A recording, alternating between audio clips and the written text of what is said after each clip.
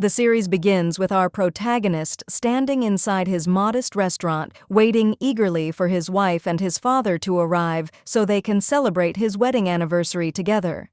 When they finally join him, the three sit down to dinner, but his wife cannot hide her anxiety. The place is expensive, and all she can think about are the debts piling up on their shoulders. She gently reminds him that it would have been wiser to save this money and pay off what they owe. But the protagonist reassures her with confidence. He promises that things are about to change, that he will soon make a lot of money and become a well-known, successful lawyer. In that very moment, he receives an important phone call. Excusing himself from the table, he steps out, unaware that his life is about to take a dramatic turn. As he drives away, he suddenly feels dizzy, loses control, and gets into a serious car accident. The story then takes us back a week earlier. We see him preparing in the morning, getting ready to head to court. It becomes clear that he is a struggling lawyer, overlooked and unlucky. His poverty and lack of connections constantly work against him, causing him to lose every case he takes on. His wife urges him to win this particular case because it directly concerns their future. We learn that he had been scammed and lost the money that could have saved them, and now the victims of that same scam have hired him to defend them. He heads to court, accompanied by his father-in-law, who also happens to be the manager of his small office. Despite everything, the protagonist enters the courtroom full of optimism, even telling his father-in-law that he knows the judge and that they are sure to win. But the moment they step inside, they are hit with a shocking surprise. The judge has been replaced, and a powerful, well-known law firm has taken over the defense for the opposing side. As expected, he loses the case once again. The consequences are immediate and brutal. The victims he represented, furious over losing their rights, beat both him and his father-in-law. Meanwhile, his wife calls to check on him, but when she learns that he lost again, she completely loses control. Overwhelmed with frustration and disappointment, she tells him not to come back home and even demands a divorce. That night, his father-in-law stands by his side. Quietly, he helps him leave the house, handing him a bag of clothes so he can spend the night at the office. Their daughter notices what's happening and calls out to her father, confused and hurt by his decision to support her husband instead of her. He calmly explains that she is strong and can live on her own, but the protagonist cannot survive without help. At that moment, an unexpected opportunity appears. The governor calls the protagonist and asks to meet him immediately. Without hesitation, he rushes over. The governor presents him with a strange and dangerous offer to defend 3 suspects accused of murdering a doctor named Sio, a respected physician at one of the largest hospitals. The suspects include a fellow doctor, the hospital's lawyer, and the son of the institution's owner. The crime was exposed when the 3 were transporting the doctor's body in a car and got into an accident, causing the corpse to be discovered in the trunk. When the police arrested and interrogated them, each one blamed the others. The governor explains that the suspects specifically requested a weak, incompetent lawyer, someone who would merely act as a front and follow their instructions blindly. At first, the protagonist refuses, but then the governor reveals a shocking secret. There is a video recording of the entire crime. He asks the protagonist to act as a double agent, pretend to obey the suspects, while secretly carrying out the governor's orders. The governor also admits that these very suspects were the reason he rose to power, but now they have become a liability due to their interference in political matters, and he wants them eliminated. To seal the deal, he offers the protagonist a large sum of money, in addition to the legal fees he will receive from the suspects. Desperate and with nothing left to lose, the protagonist accepts the case. He consults a colleague, then meets the suspects the next day. They are impressed by him and believe he will follow their commands.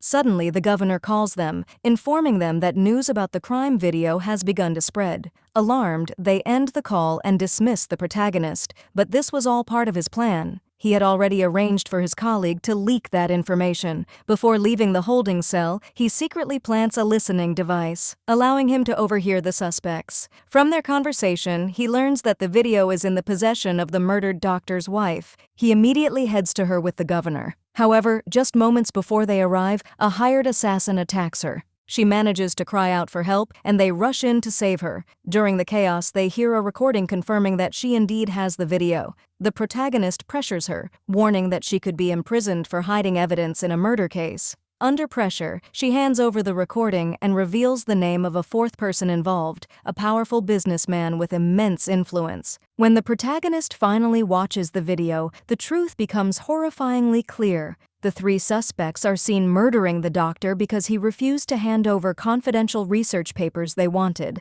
As the gravity of the situation sinks in, the governor tries to contact the protagonist, but he ignores the call. Meanwhile, his financial troubles reach their peak. Creditors move to seize his home, and when he returns, he finds his wife in tears. They argue intensely, but he tries to calm her, promising that he will fix everything. He hands her a bag of money, which accidentally spills open, revealing a large amount of cash. Shocked, she asks where it came from. With a calm but determined tone, he tells her that he has taken on a major case and that this is only the first payment. He assures her that soon everything will be different and he will finally set their lives right again. The next day, the protagonist meets the powerful businessman involved in the case. He tries to bargain with him, offering the video in exchange for a huge amount of money. But the businessman mocks him, dismisses him with arrogance, and throws him out without a second thought. Shortly after, the governor calls and asks about the video. The protagonist calmly replies that he plans to hand it over personally to the prosecutor. Then, without explanation, he distances himself from his wife, as if trying to protect her from what's coming. On his way to deliver the video, something strange happens. Someone offers him a drink, claiming it's a gift from the restaurant. Trusting it, he drinks it, only to suddenly lose control of his body. Within moments, he gets into a violent car accident. Miraculously, he survives. He wakes up the next day in the hospital, finding his wife and father-in-law standing anxiously by his side. As soon as he regains some strength, he prepares to go meet the prosecutor. But before he can leave, the police storm in and arrest him from the hospital, accusing him of drug use. In that instant, he remembers the drink and realizes it had been drugged. The governor meets him again and demands to know what happened to the video. The protagonist tells him it disappeared after the accident and claims the businessman must be behind it. Suspicious, the governor asks how the businessman even knew the video was with him. The protagonist falls silent. The governor then reveals that he already knows about their meeting and about the attempted deal. With no choice left, the protagonist confesses that he watched the video and discovered the truth. The suspects killed the doctor over secret research. He promises the governor that he will find that research no matter what. But the governor refuses to help him any further. Soon after, everything collapses. The police raid the protagonist's office under heavy security. They tear down the walls and uncover a hidden stash, bags filled with gold bars and large quantities of drugs. Money rains down from the ceiling as more evidence is revealed. At the same time, the protagonist is transferred to prison, the same prison where the three accused men are being held. It is one of the most dangerous prisons in Korea. The moment they arrive, the inmates and their men greet him with brutal violence. Meanwhile, the governor attends a gathering alongside the businessman, who deliberately humiliates him in front of everyone, belittling him openly. At that very moment, shocking news breaks. The protagonist is declared a dangerous criminal. Authorities claim they found drugs, gold, and cash in his office. They also reveal a name whispered in fear: Big Mouse. According to the reports, the protagonist is none other than this infamous figure, and he is accused of scamming the businessman out of a massive fortune. Back in prison, the nightmare intensifies. The accused men and their allies hang the protagonist from a rope like a noose, beating him mercilessly. The prison warden watches everything calmly through surveillance cameras. The protagonist begs for mercy, but they ignore his pleas and kick the chair from beneath him, leaving him to suffocate. As he hangs there, dying, a sudden call comes in. The businessman orders the warden to keep him alive, after discovering that the protagonist might truly be Big Mouse. The guards and doctors rush in, performing electric shocks and saving him at the last moment. Later, his wife arrives with his lawyer friend to visit him, but they are shocked to learn that he refused to see them. Inside, the warden throws him into a cell with hardened criminals. Outside, rumors spread quickly. His wife learns that he is being accused of serious crimes and that everyone believes he is Big Mouse. Journalists surround her, bombarding her with questions. Through tears, she insists on her husband's innocence, declaring that she trusts him completely. She vows that she will never allow him to refuse seeing her again. Inside his cell, the protagonist watches her on the news, deeply moved. For the first time, he breaks down in tears. The prosecutor begins interrogating him using a lie detector, trying to pin the charges on him. But the protagonist pushes back, arguing that such machines are not always accurate. Afterward, when he encounters the accused men again, he confronts them directly, insisting that he is not Big Mouse. Back in his cell, a fellow inmate approaches him, expressing admiration and calling him his role model. The protagonist tries desperately to convince him that he is innocent, but the man believes he is simply lying to protect himself. Elsewhere, it is revealed that the prosecutor is secretly working under the businessman's influence. Meanwhile, the protagonist's wife sits with his father-in-law and their lawyer, trying to find a way to save him. She concludes that the key lies in locating the murdered doctor's secret research. Inside the prison, rumors continue to spread. Some inmates believe he truly is Big Mouse, while others remain skeptical. One of the gang leaders, aligned with the accused, confronts him during a meal, throwing food at him and beating him viciously. Later, the warden orders that the protagonist be moved to a more luxurious holding area. He offers him good food and speaks to him calmly, asking him directly if he is truly Big Mouse. The protagonist firmly denies any connection.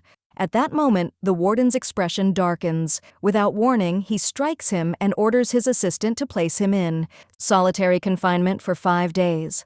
Alone in the darkness, the protagonist begins to reflect on his past, remembering the time he failed an important exam on purpose, forced to delay his studies for a year because he was too poor to afford university. In those difficult days, there was only one person who stood by his side and supported him, his classmate, the same woman who would later become his wife. She once told him that she would support him with the little money she had, and she kept her promise.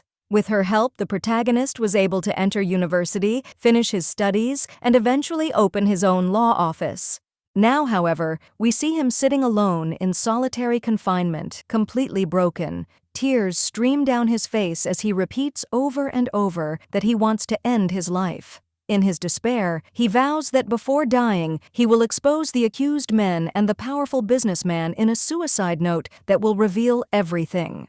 The next day, he begins writing that letter, but the cell block leader notices him and snatches the paper, quickly realizing what he intends to do. He warns him not to go through with it, explaining that if he fails, the punishment from the warden and the guards would leave him permanently disabled. Still, the protagonist remains determined. At lunch, he carries his tray and deliberately pours the food over the head of a gang leader, provoking him, hoping to be killed and end his suffering. The gang leader explodes with anger, and his men rush to restrain the protagonist. But in a shocking moment, the protagonist breaks free and lands a powerful punch on the leader, something he has never done before. Everyone in the prison is stunned by his sudden courage and strength. Later, he hears about a prisoner sentenced to death, a serial killer who murdered 9 victims and was declared mentally unstable.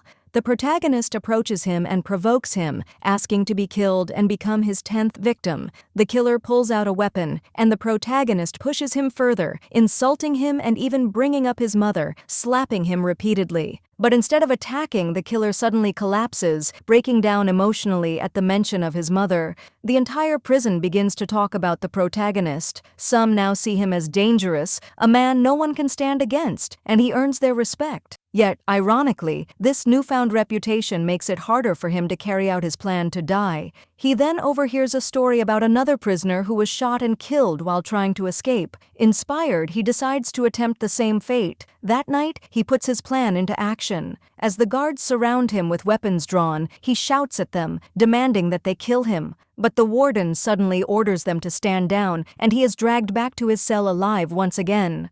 Meanwhile, his wife takes a bold step. She applies for a job at the very hospital where the murdered doctor once worked. During her interview, she proves herself to be a highly skilled nurse and is hired. However, on her first day, her superiors and colleagues deliberately leave her alone, hoping she will fail.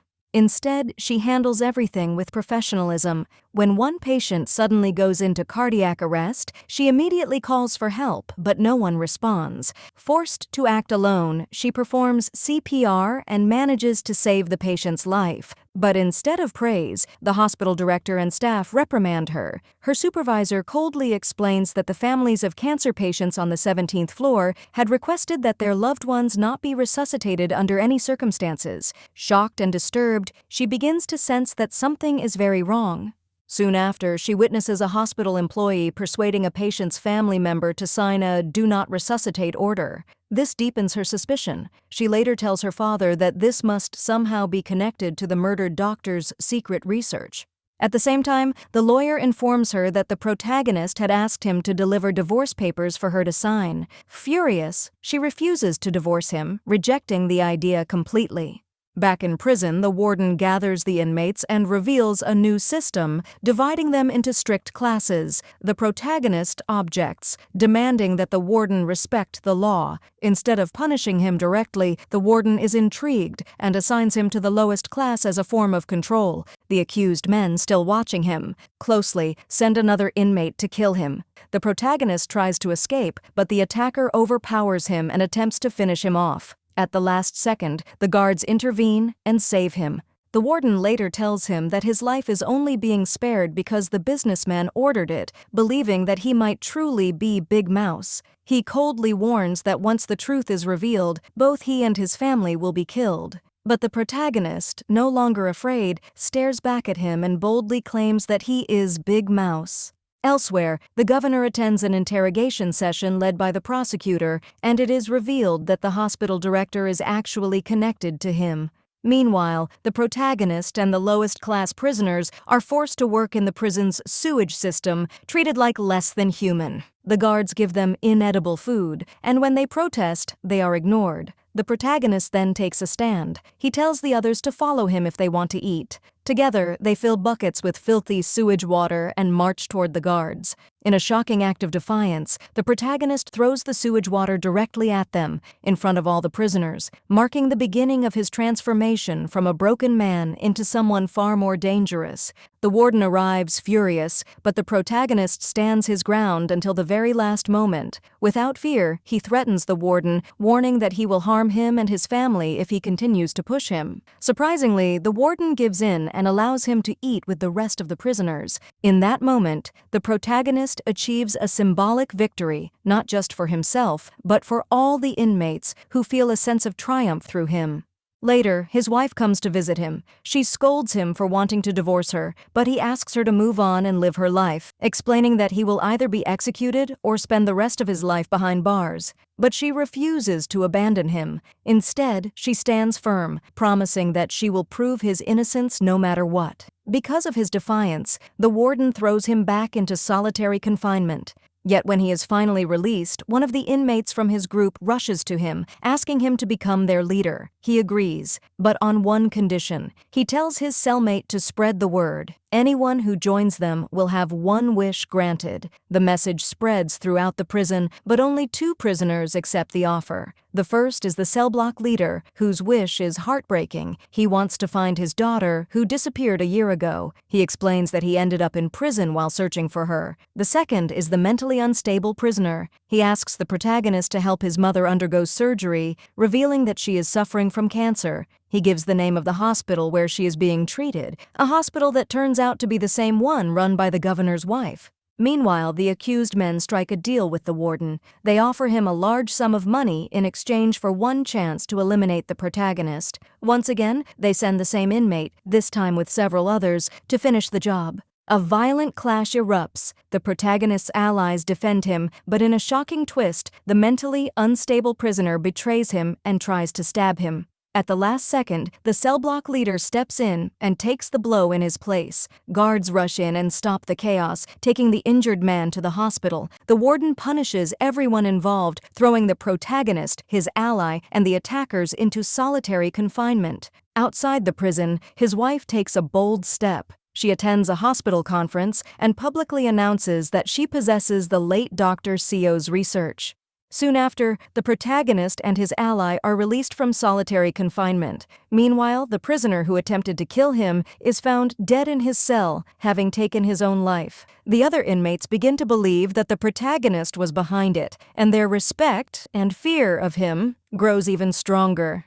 Seeing this, the protagonist begins to fully embrace the persona of Big Mouse. The businessman then visits him in prison, trying to confirm whether he truly is Big Mouse. He asks him about 5 mysterious clients tied to a massive drug operation. The protagonist refuses to betray anyone, telling him he would never expose his clients. The businessman gives him an ultimatum: 1 week to reveal the names of those 5 clients, or he will be killed. Later, as a guard escorts him back to his cell, the protagonist attacks him, takes his phone, and calls the governor. He informs him about the businessman's demand and the deadly deadline. Meanwhile, the prisoners who had attacked him begged to be released from solitary confinement, terrified that he might kill them just like their fellow inmate. When they are finally released and return to eat with the others, one of them suddenly collapses, poisoned, and dies on the spot. Fear spreads like wildfire. The prisoners become even more terrified of the protagonist, while he himself stands confused, unable to fully understand everything happening around him.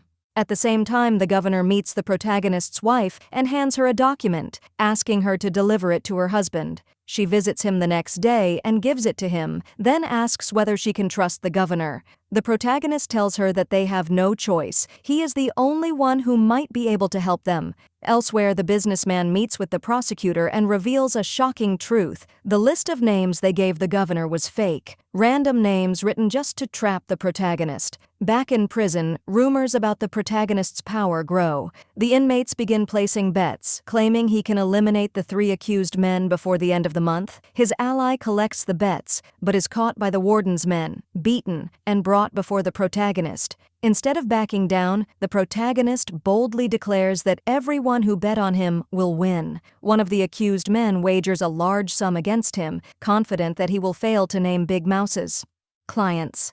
The next day, the tension reaches its peak. The protagonist is escorted out of his cell as prisoners cheer his name. The governor rushes to the prison, trying to reach him, but the warden blocks him. Inside, the final confrontation begins. The businessman writes down the names of the 5 clients and asks the protagonist to do the same. The warden reads the businessman's list first. It does not match the fake list previously given to the protagonist. Then he reads the protagonist's paper. Everyone is stunned. The names are exactly the same. In that moment, it becomes clear that Big Mouse had already outplayed them all, manipulating events from the shadows and even using his own network to scam the businessman out of a massive fortune.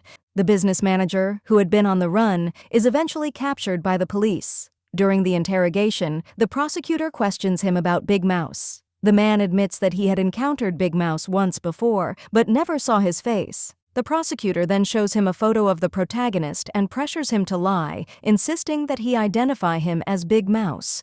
Just as the tension rises, the protagonist is brought in and confronted face-to-face with the manager, but before the man can speak, a phone alarm suddenly rings. It's time for his insulin injection. He calmly takes out the syringe and injects himself, only to collapse and die instantly before he can testify. The businessman is pushed to the edge of madness by what just happened. Soon after, he meets the protagonist's wife and tries to manipulate her, telling her that her husband has deceived her and that he is the real Big Mouse. He even threatens her, but she stands firm, looking him in the eye with confidence. She tells him that he cannot harm her because she is the wife of Big Mouse. After leaving, she immediately calls the governor and informs him about the meeting, explaining that the businessman now believes her husband is truly Big Mouse. Meanwhile, inside the prison, the protagonist collects the winnings from the inmate who had bet against him. He even gives a portion of the money to the warden, in exchange for privileges. Soon, he throws a celebration for the prisoners, and the entire prison echoes with chants of his name. But the accused men grow desperate. They want him gone. The protagonist confronts them directly, warning that death is closing in on them as long as they stand against him. He demands that they confess to killing the doctor and reveal that the businessman was the one who ordered it. They refuse. So he begins playing psychological games with them, tightening the pressure little by little. He even mocks the inmate who had bet against him, reinforcing his dominance. The governor visits him again, questioning his true identity. The protagonist responds coldly, saying that he will eliminate anyone who stands in his way, and advises the governor to stay on his side if he wants to survive. At the same time, the businessman visits the accused men in prison. They beg him to get them out and save them from the protagonist. But as soon as the businessman leaves, the protagonist is already waiting for him. He warns him to stay away from his wife, but the businessman dismisses him without concern. In that very moment, the businessman receives a call from his wife. She is terrified, telling him that someone has sent her funeral flowers, the kind used for the dead. The sender is the protagonist. Through this, he sends a clear message: if the businessman ever goes near his wife again, he will make his entire family pay the price. The protagonist then strikes a secret deal with the gang leader who had been protecting the accused men. He convinces him and his crew to work under his command. He orders them to kidnap the doctor among the accused, isolating him from the others. He tells the doctor that if he confesses to the crime, he might receive a lighter sentence, since he was only driving the car and not directly involved in the killing. But when the doctor refuses, the protagonist hangs him from a noose, just like they once did to him, until fear finally forces him to obey. Elsewhere, the governor meets the protagonist's wife and tells her bluntly that her husband is the real Big Mouse. She is left shaken, especially when her father confirms that the protagonist had suddenly paid off all their debts in one payment. The realization hits her hard. How could he have done that? Overwhelmed, she walks away in tears, unable to process the truth. The next day, she joins a volunteer medical team from the hospital visiting the prison, determined to see her husband. When she arrives, the assistant warden recognizes her immediately and informs the protagonist. He becomes visibly excited, preparing to meet her. The assistant even apologizes to her for not welcoming her properly earlier. Word quickly spreads among the prisoners. They all realize she is the wife of the man they now fear and respect.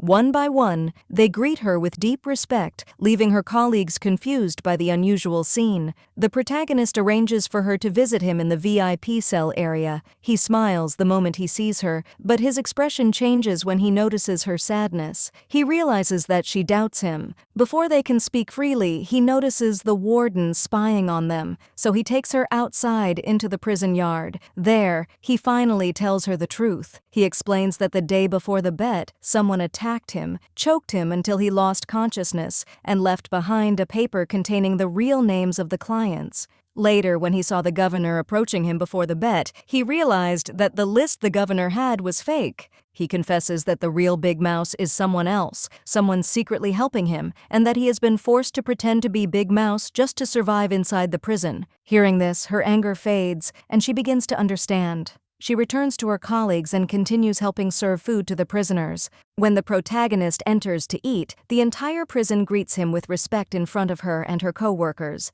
As he walks past the head nurse, he quietly tells her that he knows her husband is imprisoned for a hit-and-run case. He warns her not to mistreat his wife, hinting that he has influence even beyond the prison walls. That night, a shocking call comes in. The wife of one of the hospital patients contacts the protagonist's wife, claiming she knows the location of Dr. Seo's research. She demands money in exchange for the information. Suspicious, the protagonist's wife asks for proof. The woman tells her that the research is hidden inside a necklace and describes it in detail. But before anything more can be said, something horrifying happens. In a sudden, brutal moment, someone pushes the woman off the building. She falls to her death right in front of the protagonist's wife. After some time, the protagonist's wife suddenly remembers something. She recalls seeing her supervisor wearing a necklace that looks exactly like the one the patient's wife had described before her death. Suspicion immediately takes over. She approaches her supervisor, pretending everything is normal, and politely asks to see the necklace. She tries to open it, hoping to find something hidden inside, but it's too small and tightly sealed. Her supervisor quickly becomes defensive and tells her that instead of accusing people without evidence, she should go to the police. Meanwhile, inside the prison, the protagonist learns that the accused men have submitted a request to leave prison under the excuse of receiving medical treatment. Realizing the danger, he brings the doctor among the accused to him and threatens him. If he doesn't confess to the murder in court, he will kill him. At the same time, his wife discovers a shocking video showing her supervisor and a colleague with the doctor's wife, the same woman who had been killed. In the video, the woman is clearly wearing the same necklace. She also realizes that the accused doctor had been abusing his wife terribly and that Dr. Seo had once saved her from him. The footage shows her crying over Dr. Seo, revealing a deeper truth behind the crime. Back in prison, the three accused men put on suits, preparing to leave, but just as they are about to go, they are stopped, shocked to discover that the doctor among them had planned to betray them and confess everything. The gang leader had been the one to reveal this information. At first, it seems like the protagonist has been outplayed, but then the truth unfolds. The two remaining accused realize that the doctor will not be leaving with them. His medical release request was never submitted. They laugh, believing they've outsmarted everyone. But the reality is the opposite. The protagonist had deceived them all. The gang kidnaps the doctor and ties him up, and the leader orders his execution. But just in time, the protagonist arrives with his men, demanding that they hand the doctor over peacefully. The leader refuses, and a violent fight breaks out between both sides. In the chaos, the protagonist saves the doctor. Then, in a shocking twist, it is revealed that the gang leader had been working with the protagonist all along. Their earlier conflict had been nothing more than an act, carefully staged to deceive the accused men and make it appear as though the leader had betrayed him, when in fact he had always been on his side. Meanwhile, at the hospital, another patient suddenly collapses. The protagonist's wife tries to save him, but despite her efforts, he dies. She breaks down in tears, but instead of giving up, she becomes even more determined to uncover the truth. That night, she secretly enters the morgue. Carefully, she takes a blood sample from the dead patient, intending to analyze it. But as she tries to leave, she is shocked to find her supervisor, the hospital director, and even the governor standing right in front of her. Her supervisor searches her, but finds nothing. Unknown to them, she had anticipated this moment and cleverly hid the sample beside the corpse before stepping out. Later, she quietly retrieves it. As she tries to leave the building, the elevator suddenly stops. Panic sets in when she realizes she is not alone. There is a masked man inside, attempting to kill her. She fights back with everything she has, but he overpowers her and begins to strangle her. Just as she is about to lose her life, the elevator doors suddenly open. The governor appears. The attacker immediately flees, and the governor saves her at the last second. She later hands the blood sample to her father, who gives it to a forensic specialist for analysis. Back in prison, the protagonist discovers that Big Mouse has been secretly communicating with him, leaving hidden messages inside a book in a church. It turns out that he had previously ordered his men to break a statue during a staged fight, then replaced it with a new one, inside which he had hidden a camera. His goal was to uncover the true identity of Big Mouse. Through the camera footage, he sees his colleague entering the church and approaching the book. Suspicious, he confronts him in private, threatening to kill him if he doesn't reveal the truth. But the colleague insists he has done nothing. The protagonist warns him to stay away or face deadly consequences. When he reviews the surveillance footage again, he notices something strange. 30 minutes are missing. That missing time is when the real Big Mouse must have entered and placed the message in the book. The truth slowly becomes clearer. His colleague eventually realizes that the protagonist is not the real Big Mouse, that he has only been following someone else's instructions. Furious, he confronts him, accusing him of deception and reminding him of the promises he made to fulfill everyone's wishes. The protagonist silences him coldly, warning him to stay quiet if he wants to stay alive.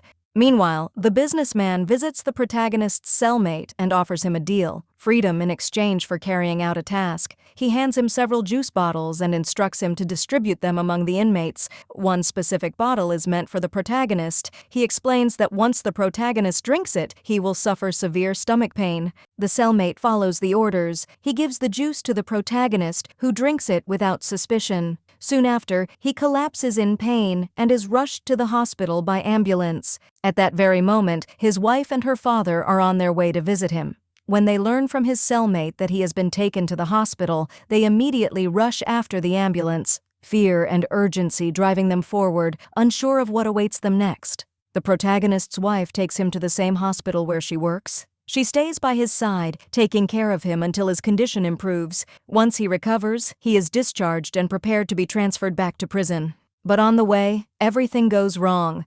The guards attempt to drug him again. He fights back fiercely, managing to beat them at first, but in the end, they overpower him and kidnap him. Behind it all are the businessman and the prosecutor. They take him to a psychiatric hospital where they torture him mercilessly, trying to force him to reveal the location of the hidden money so they can eliminate him afterward. Despite the pain, the protagonist struggles to stay mentally strong. Eventually, he gives them a location, a mountain where he used to go often with his wife. The businessman, the prosecutor, and the accused men rush to the place, hoping to find everything. They discover a bag, but inside, there is only a single gold bar. Furious and disappointed, they return to confront him.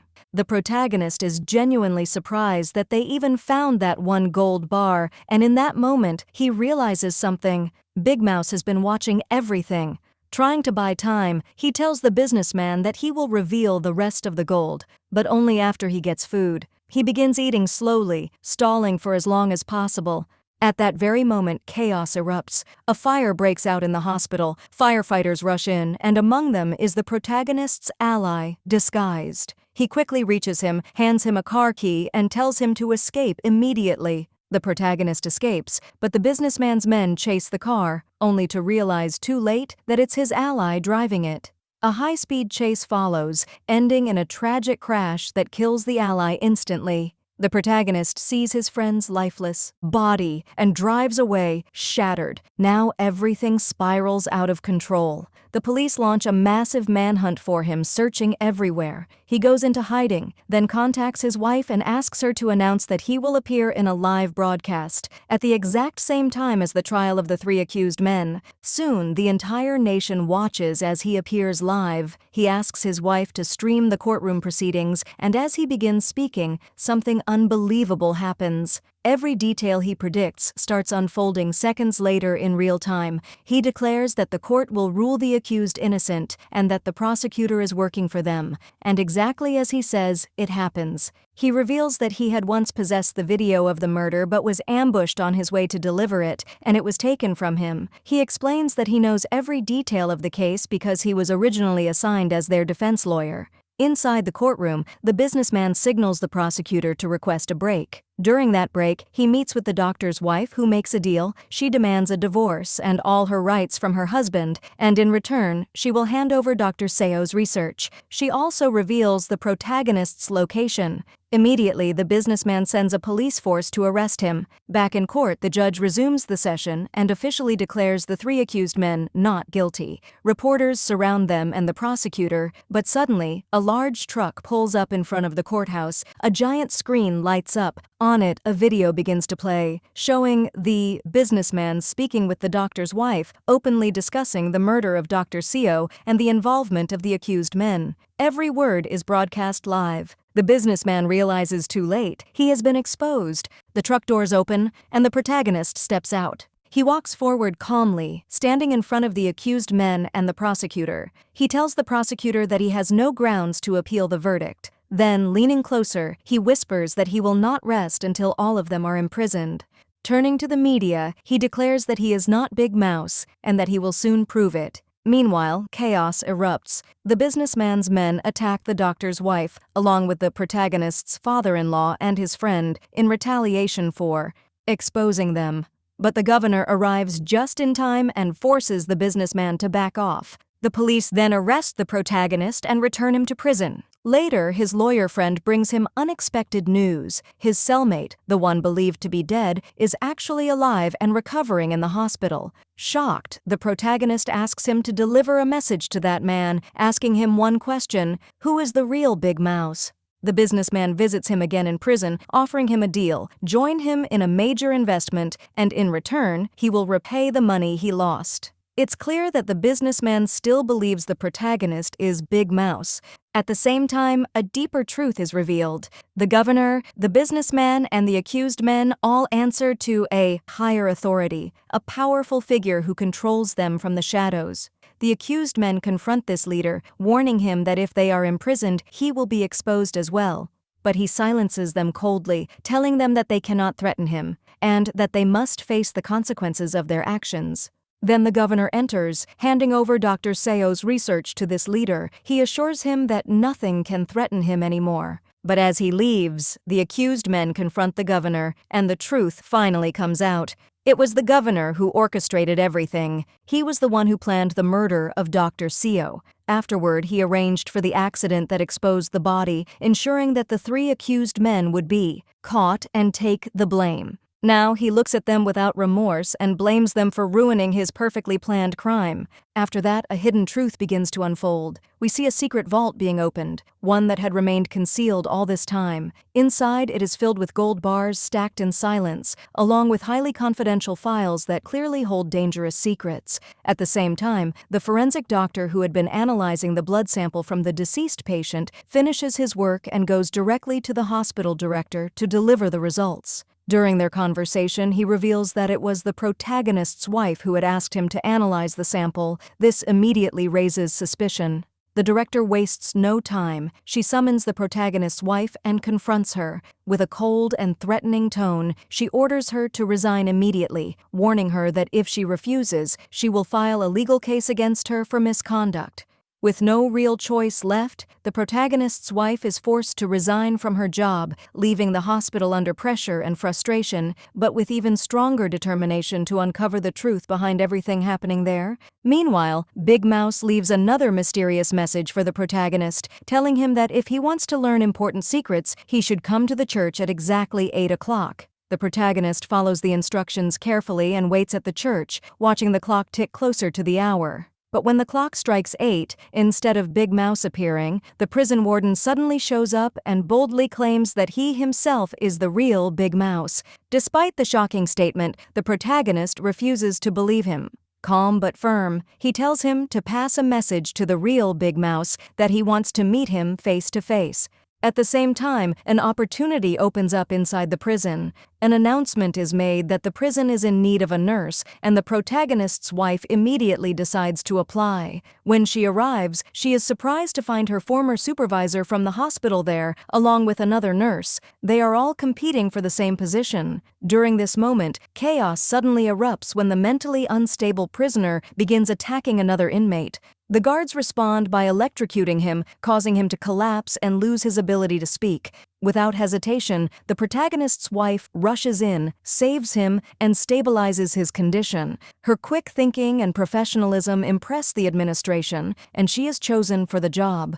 Back inside, the protagonist meets with the governor and the prosecutor. He plays for them a recording, one that exposes the warden claiming that he is the real Big Mouse. Not only that, but the recording also includes the warden confessing that he was responsible for poisoning the prisoners who died mysteriously. This evidence is more than enough to shake everything. An investigation is immediately launched, the warden is arrested, and he is stripped of his position. The prison erupts in relief and celebration as the inmates feel a sense of justice for the first time. The governor then appoints the assistant warden as the temporary head of the prison. But outside, events take a darker turn. The governor's wife is involved in a sudden car accident. As she regains consciousness in the hospital, the governor learns from his assistant that she had been drugged before driving. Someone had put something in her drink. In that moment, he realizes the truth. The protagonist has discovered his secrets. The method used is identical to the one they had once used to drug the protagonist and steal the murder video from him. At the same time, the former warden is thrown into prison. There, the new assistant warden brutally beats him and gathers a group of inmates loyal to him. He interrogates them about the identity of the real Big Mouse, but none of them have ever seen him or know who he truly is. In a desperate attempt to force answers, he isolates them and hangs one of them from a noose, threatening to kill him unless they confess. Just as things are about to turn deadly, the protagonist arrives with the gang leader and his men. They intervene and save the prisoner. The protagonist orders the assistant warden to release them and send them back to their cells, but the assistant refuses and speaks to him with arrogance and disrespect. The protagonist stands his ground, confronting him directly. When the guards are ordered to seize him, the gang leader and his men step forward in his defense. Outnumbered and pressured, the assistant is forced to back down, allowing the prisoners to leave. From that moment on, the inmates begin to unite against the assistant warden, fueled by anger and the desire for revenge. But the assistant soon discovers that his name is not even among the candidates for permanent warden. Desperate, he contacts the governor and tells him that the protagonist is protecting the former warden. He proposes a plan to secretly release the former warden so they can use him to lure out the real Big Mouse. The governor agrees. The assistant gathers all the prisoners and brings out the former warden and his group. He declares that they are followers of Big Mouse and claims that the protagonist is nothing but a fake. He insists that the real Big Mouse is somewhere inside the prison and announces that any prisoner who helps capture him will be granted a pardon and released. This creates chaos among the inmates. One prisoner attempts to attack the former warden, but the protagonist intervenes and stops him. In the heat of the moment, the same prisoner pushes the protagonist, now doubting his identity, and tries to strike him, but the gang leader steps in again and defends him, beating the attacker instead. As tension grows, the former warden is repeatedly beaten by different inmates, each one seeking revenge. Meanwhile, the protagonist sits with him privately and asks him to pass a message to Big Mouse, once again requesting a meeting.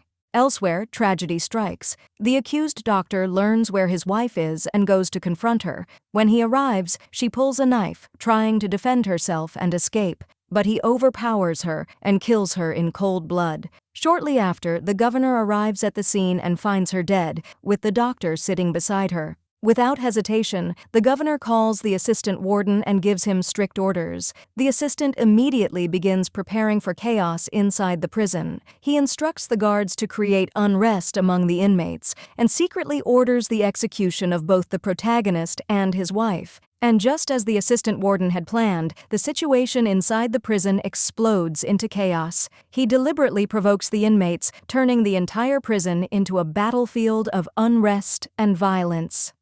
At that very moment, the protagonist is sitting calmly inside the VIP cell, waiting for Big Mouse to appear. But instead of a mysterious figure, he is shocked to see the cell block leader, the very man who had once asked him to find his lost daughter, walk in and sit beside him. In that instant, the truth is revealed. The cell block leader is Big Mouse. The protagonist, stunned, demands to know why he went this far, why he built such a dangerous empire. With quiet pain, Big Mouse reveals the truth. Everything he did was to take revenge on the people who killed his daughter. He tells the protagonist that he cannot finish this alone anymore, that he needs his help to bring them all down.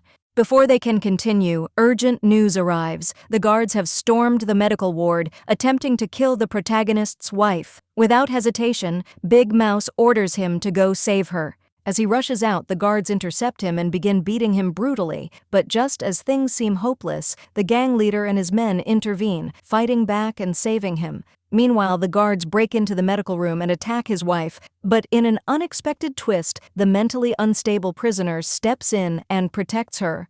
Moments later, the assistant warden arrives, furious. He beats the prisoner mercilessly and points a gun directly at the protagonist's wife, ready to kill her. But at the last possible second, the protagonist bursts in and saves her, attacking the assistant warden and stopping him.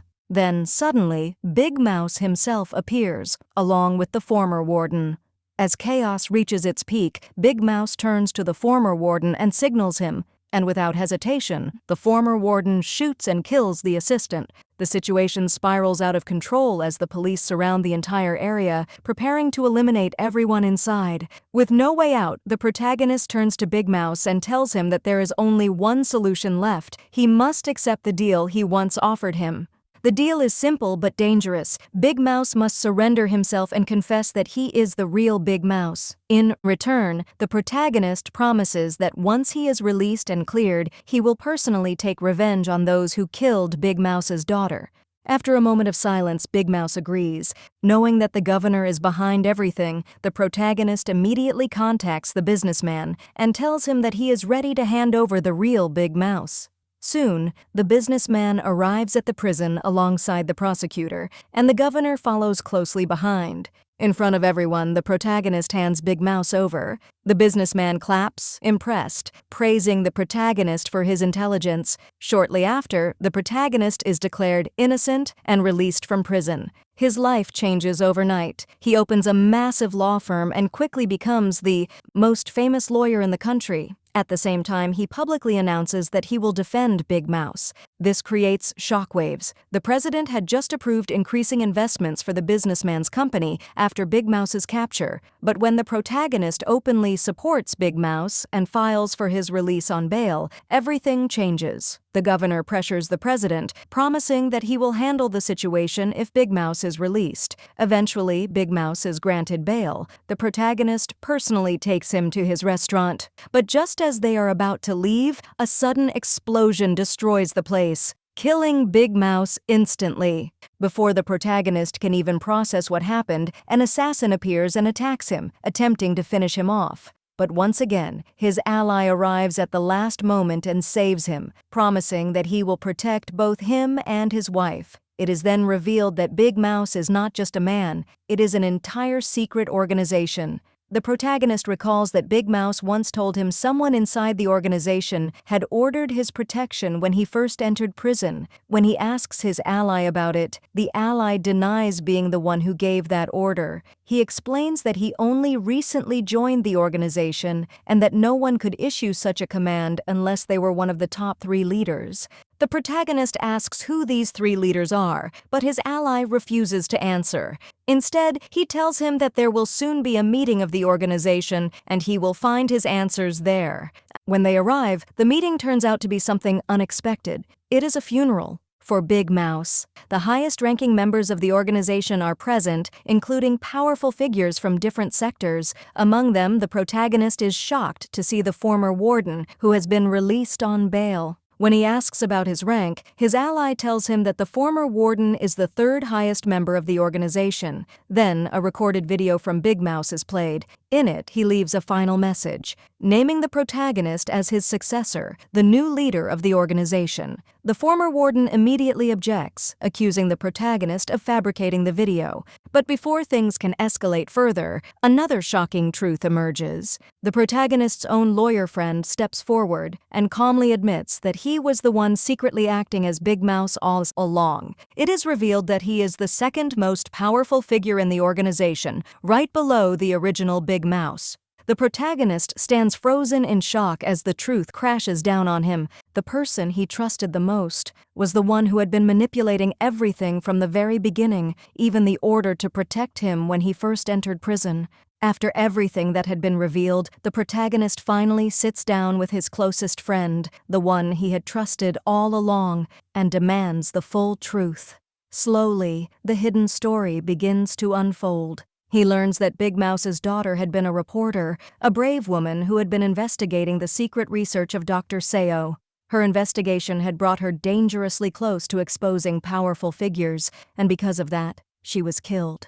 Dr. Seo himself had been ready to testify in her case and reveal everything, but he was murdered just 1 day before he could speak. That revelation changes everything. From that moment on, the protagonist no longer sees himself as just a survivor. He becomes a leader. Together with the organization, he begins executing a carefully planned revenge strategy, targeting everyone involved in the conspiracy, one step at a time. Meanwhile, the governor begins to unravel. In a rare moment of honesty, he confesses to his wife that he was the one who ordered Dr. Seo's death. He tells her he acted under direct orders from the president. The next day, his wife takes drastic action. She orders the destruction of the secret laboratory hidden within the hospital. When questioned about her sudden decision, she calmly explains that the lab had already been exposed after recent events, and it was no longer safe to keep it. Instead, she asks the president to grant her control over the investment share that had originally been promised to the businessman. Despite the businessman's visible anger and loss, the president agrees. Not long after, an assassination attempt is made on the governor. 2 attackers ambush him, but he fights back and manages to overpower them. Around the same time, the former prison warden is released along with his loyal men. The protagonist, maintaining his influence, rewards him with a restaurant as a gesture of appreciation for his support. Soon after, the protagonist's friend informs him that the governor had been attacked and that the former warden was behind it. Without hesitation, the protagonist sends his ally along with another man to confront the warden. When they find him, the warden claims that he is simply avenging his former boss after his death, but then he turns aggressive toward the protagonist, declaring that he is not fit to lead the organization.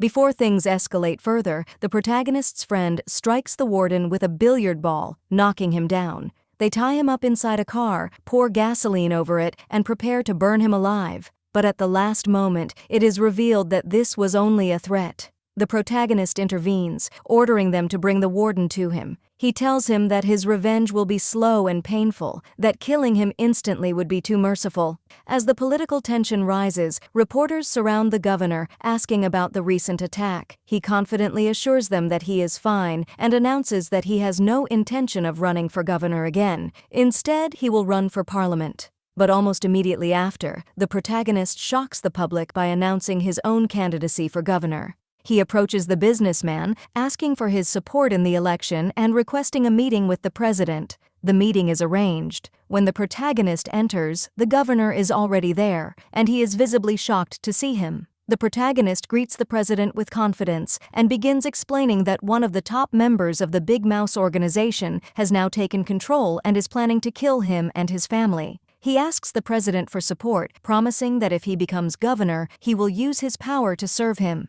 To prove his words, he hands over a list of names, members of the organization spread across powerful positions in society. The president, convinced, agrees to support him. The governor, however, is clearly disturbed by this sudden shift in power. At the same time, the protagonist reveals to the businessman that the $100 billion he lost was never in Big Mouse's possession. It had been taken by someone else entirely. This shakes the businessman, planting doubt and fear in his mind. Soon after, the protagonist summons the former warden and gives him a strange mission to retrieve an elderly man from a nursing home.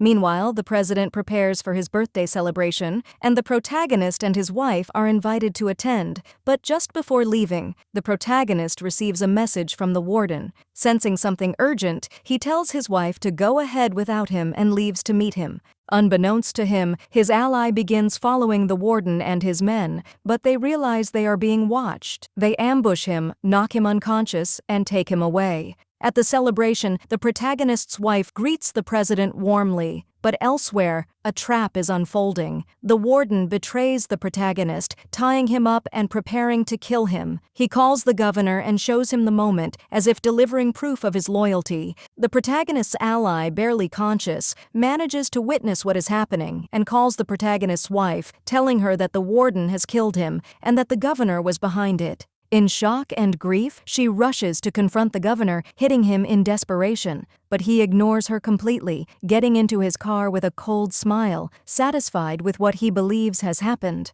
Overwhelmed, she collapses. Later, the governor meets the warden and sees blood, asking about the body. The warden calmly tells him that he has already disposed of it. In a chilling moment, the governor reveals his ultimate plan. He intends to kill the president and take his place. What he doesn't know is that everything is being recorded, because the protagonist is still alive. The entire scene was part of his plan to expose the governor in front of the president. When the truth comes out, the president thanks him and promises to grant him anything he asks for. But before anything can be done, the governor moves first. He assassinates the president. A deeper truth is revealed. The president had once killed the governor's father and grandfather and seized their company. This was never just politics, it was personal revenge. The protagonist attends the president's funeral with his team, and the governor is left in complete shock when he sees him alive. The protagonist approaches him calmly and whispers that he knows the truth, that he killed the president, and that very soon the whole world will know.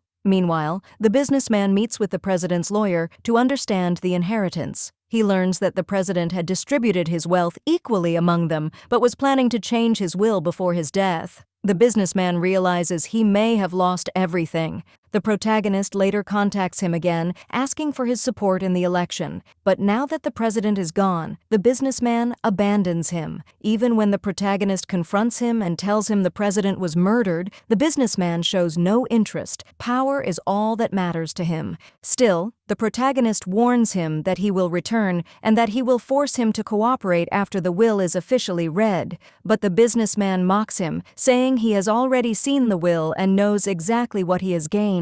When everyone gathers for the official reading, a new lawyer presents the updated will. To everyone's shock, the president had changed everything before his death. Half of his fortune is left to his granddaughter, the governor's wife, and the other half to the governor himself. Chaos erupts. Accusations of forgery fill the room, but the protagonist remains silent. Later, the businessman approaches him, desperate, begging for help. The protagonist agrees, but on one condition: he must support him in the election. It is revealed that the protagonist had hidden his true identity all along, ensuring that the president would trust him and grant him protection. Now he needs power to stand against the governor and bring him down completely. With that, the stage is set. The governor announces his candidacy once again, meaning he and the protagonist will face each other directly in the election. Both sides begin their campaigns, turning the battle into a public war for power. But in the middle of all this, a devastating truth emerges. The protagonist's wife falls ill.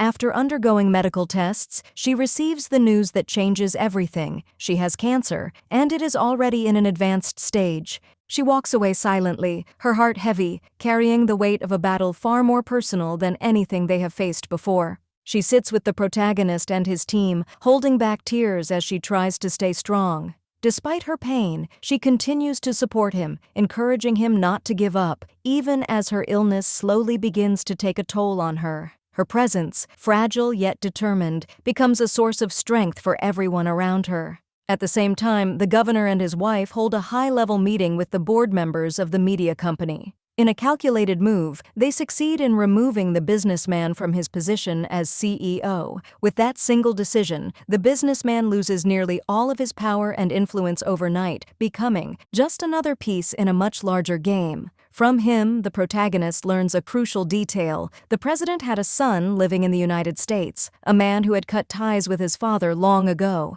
The businessman warns him that this son is extremely difficult to deal with, but the protagonist sees an opportunity. He asks him to track the son down so they can file a legal claim for inheritance. By doing this, they might be able to secure a portion of the president's fortune and regain some leverage. Meanwhile, the governor, now fully aware of the threat, tries to eliminate the protagonist from the election race. He fabricates a case against him, accusing him of fraud and corruption.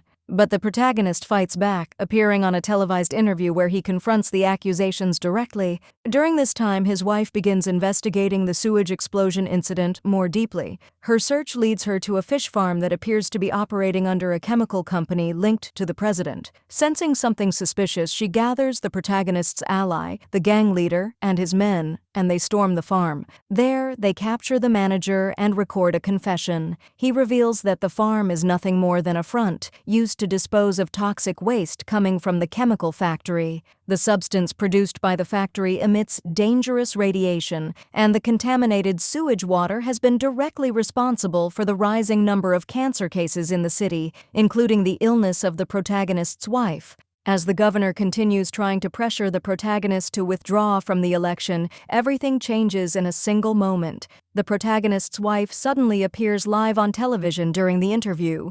With tears in her eyes, she reveals the truth. She has cancer, and it was caused by radiation exposure from the sewage explosion. Her father and the protagonist are left shattered as they hear her words, but she continues speaking bravely, presenting the video of the fish farm manager confessing everything about the chemical company. The impact is immediate. Public opinion turns violently against the governor and his wife. The prosecution office opens an investigation, and the governor is brought in for questioning. Behind a glass wall, the protagonist and the businessman watch as he is interrogated. The governor senses their presence, even though he cannot see them, and confidently declares that they will never be able to prove anything against him. And for a moment, it seems like he's right. The evidence is deemed insufficient, and the case against him weakens. But the protagonist refuses to give up. He tells the governor's wife that they will exhume the president's body and prove that he was murdered. He also reveals that he has contacted the president's son and will pursue the inheritance claim. Despite everything, the governor wins the election against the protagonist, but the battle is far from over. Soon after, the governor's wife secretly sends a package to the protagonist's wife. Inside, they find a phone, one that belongs to the governor but was never registered under his name. It was his secret device. When the protagonist calls to confirm, she agrees to testify that it belongs to her husband. The protagonist files a case against the governor using this evidence, but when the court session arrives, the governor's wife does not appear. Suspicion rises, and the truth is soon revealed. The governor discovered her betrayal and had her forcibly placed in a psychiatric hospital. Without her testimony, the protagonist cannot prove the phone belongs to the governor. The case collapses, and he loses. At the same time, his wife's condition worsens. She is admitted to the hospital, and he sits beside her, heartbroken, watching her slowly fade. For all his power and victories, this is the one battle he cannot control. Days later, the governor is seen at his usual private swimming pool, relaxed and confident. As he steps out of the water, he is shocked to find the protagonist standing in front of him. Calmly, the protagonist tells him that he has bought the place, and then reveals the truth. He is Big Mouse. The governor laughs, convinced that no matter what, the protagonist can never defeat him. But suddenly, his expression changes. He begins to bleed, his body weakening, confusion taking over. The protagonist looks at him coldly and says that now he is drinking from the same cup as his victims. He had made him swim in water contaminated with the same radiation that destroyed so many lives. Without another word, he turns and walks away. Behind him, the governor collapses into the pool and dies. In the aftermath, everything falls into place. The protagonist, now fully transformed, destroys every enemy in his path. He forces the governor's wife to confess, exposing the secret laboratory and the radiation-contaminated water. This was the very research Dr. Seo had been killed for. The victims' families file a lawsuit and receive massive compensation from the chemical company. The 3 accused men are finally sentenced to 10 years in prison for their involvement in the crimes and for the murder of Dr. Seo. But victory comes at a devastating cost. The protagonist's wife does not survive. In the final moments, we see him driving alone, the silence around him heavier than ever. He looks at a photo from their wedding day, memories flooding back, her smile, her strength, her unwavering belief in him. And as he continues driving into the distance, carrying both his victory and his loss, and the story comes to an end. Subscribe for more videos like this one, tap the bell icon, and don't forget to like the video. Thanks for watching.